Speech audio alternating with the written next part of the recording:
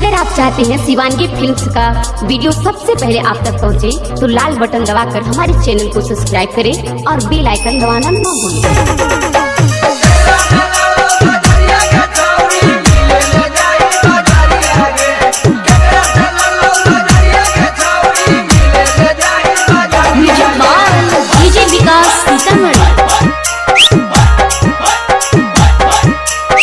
Shivangi recording studio Rajgir.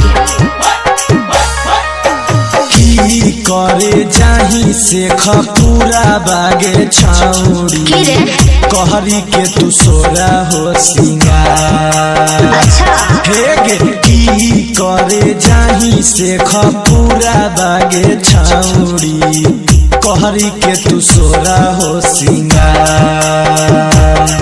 हग के करा से प्यार तू करही गे छाउड़ी के कर के बनाई मी भाता। हग के करा से प्यार तू करही गे छाउड़ी के कर के बनाई मी भाता।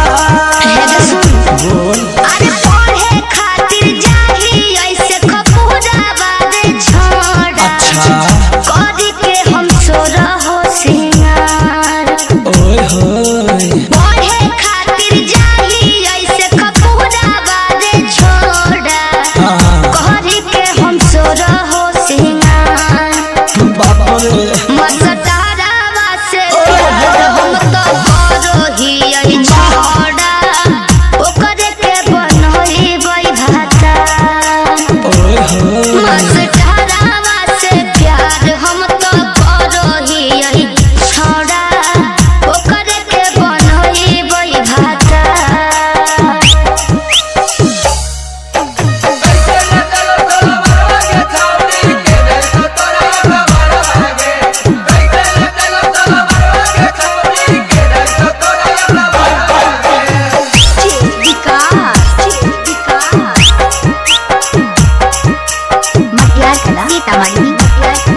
Shivangi recording studio Rajgir. फाटल हो ओढ़निया हो लेटाल साला बाराबा केकरा संगे लूटनी लहा। बोल फाटल हो ओढ़निया हो लेटाल साला बाराबा केकरा संगे लूटनी लहा।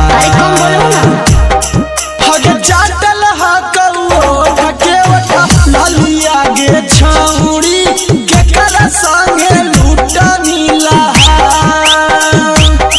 हग चाटल हा कौओ ढके वटा लालिया गे छाउड़ी केकरा संगे लूटनी लहा।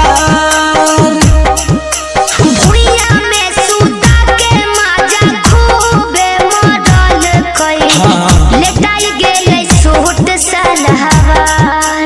ओए होए अरे भुइया में सूता के माजा खूबे मरल कई। लेटाई गेलै सूट सलवार। अरे होठ में साटा के चुम्मा लेलो कई रे छोड़ा। ओकरे से लुटही नीलहार। ओए होए अरे होठ में साटा के चुम्मा लेलो कई रे छोड़ा। ओकरे से लुटही नीलहार। तो बहुत मजा आइलो तो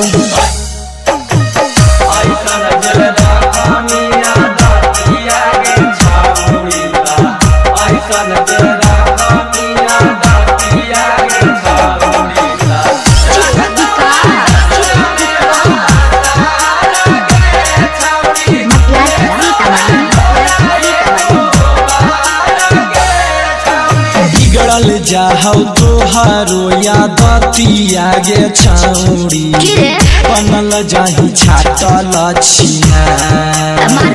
सुन ना बिगड़ल जाहौ तोहारो यादतिया गे छाउड़ी बनल जाही छाटल छिना। अगे धरतौ जब अकेले यार अखिलेश गे छाउड़ी ता कर देतौ पूरा यार पार।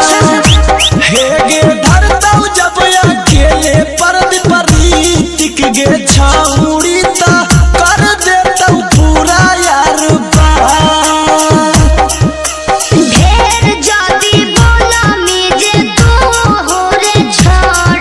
तकी भोर देहब तोहर कहबा बाप रे अरे ढेर जदी बोलमी त तू रे छोड़ा भोर देहब तोहर कहबा